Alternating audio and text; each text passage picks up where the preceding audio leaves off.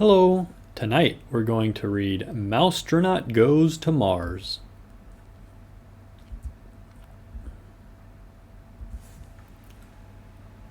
The Galaxy rocket was just 1 week away from launching. It would be the first human mission to Mars. Even though Mars was Earth's neighbor, the astronauts would need to travel more than 35 million miles to get there. And Meteor the Mousetronaut couldn't wait to go. The astronauts had been training for 2 years for this trip. Meteor watched everything they did. Each day he looked over the astronauts' shoulders as they studied, sat under the table and listened while they ate, and kept a notebook of the flight plan and procedures. Meteor was certain that he'd be going to Mars too. He might not be the biggest astronaut, but he had the power of small. He worked hard to stay in shape. He ran with Claudia. He did chin-ups with Claire. He lifted weights with Charlotte. The Mousetronaut was ready. But when the names of the crew were called out, Meteor's name wasn't one of them. The Mousetronaut was not on the list. NASA must have forgotten about their newest astronaut. There wasn't a chance Meteor was going to miss this exciting trip. He was small. He could hide. He would stow away. Slowly, carefully, he climbed the launch tower. Then, when the NASA security guard wasn't looking, he hid under the commander's seat. He tried to be as quiet as he could, but he was scared. He wasn't scared of the rocket launch. He was scared that he would be caught.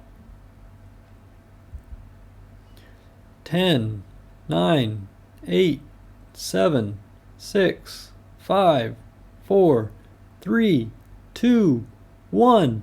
Lift off! The rocket shook. Meteor was pushed against the floor. He held on tight so he wouldn't slide out from under the seat. There was a lot of vibration. Much more than he remembered from his launch on the space shuttle, but not enough to bother a Mousetronaut. 9 minutes later they were in space. Meteor loved the feeling of weightlessness. During the long journey, Meteor stayed hidden. He would only come out for crumbs when the astronauts slept. As Earth got smaller behind them, the red dot that was Mars grew bigger. After 6 months, they finally arrived. Meteor had stayed hidden the entire time. When no one was looking, Meteor peeked through the window and saw different shades of red and orange. Mars was nothing like Earth, but it was still beautiful in its own way. He also heard the astronauts making plans. 2 of them would go down to the surface and explore Mars on foot and with a rover. But there was a problem. Galaxy's commander was talking to Mission Control in Houston. One of the landing craft's engines had failed its tests and wouldn't work. The remaining engine wasn't strong enough to carry even 1 astronaut. There would be no trip to the surface of the red planet. They would need to turn around and return to Earth. But the Mousetronaut had an idea. He shot out of his hiding place to the surprise of the crew. "Meteor, where were you hiding?" the commander asked. They were happy to see him, but still sad about their failed mission. Then Meteor floated over to the hatch leading to the landing craft. It is possible," said the commander. "1 rocket engine could work for someone small enough." It was decided. Meteor the Mousetronaut would be the first to set foot on Mars. As he put on his spacesuit, the crew gave him instructions. "You need to gather plenty of rock samples," said one. "And don't forget to bring back some soil," added another. Last of all, they made a tiny American flag and fastened it to a straw. Meteor tied himself into the seat of the landing craft with some string.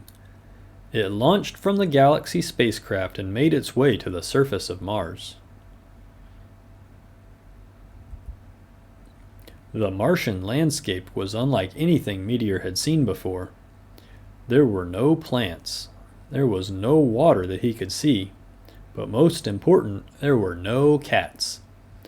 But he got right to work gathering the samples. The last thing he did before reboarding the landing craft was to plant the tiny flag he'd been given.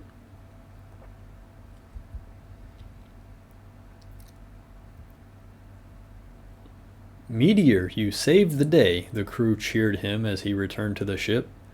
"You'll be in newspaper headlines around the world." The Mousetronaut felt very proud. "And we'll make sure you are on our next mission." 6 months later, the Galaxy rocket returned to Earth. The astronauts were all welcomed as heroes, but the smallest among them was the biggest hero of all. The end. I hope y'all enjoyed. And a special shout out to William and Charles. I love y'all. Night night.